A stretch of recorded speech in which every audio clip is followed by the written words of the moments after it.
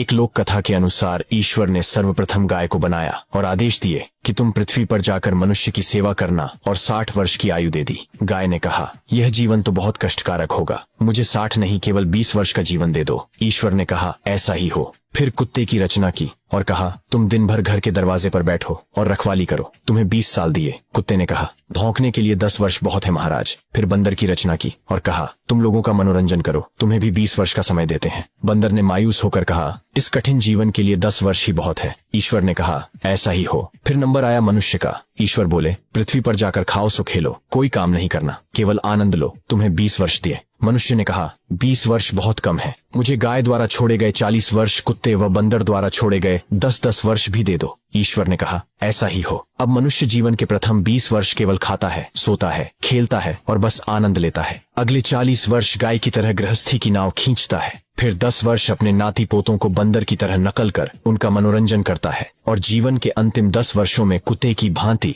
घर के बाहर दरवाजे पर बैठकर रखवाली करने के साथ साथ आने जाने वाले लोगों पर अनावश्यक रूप से भौंकता।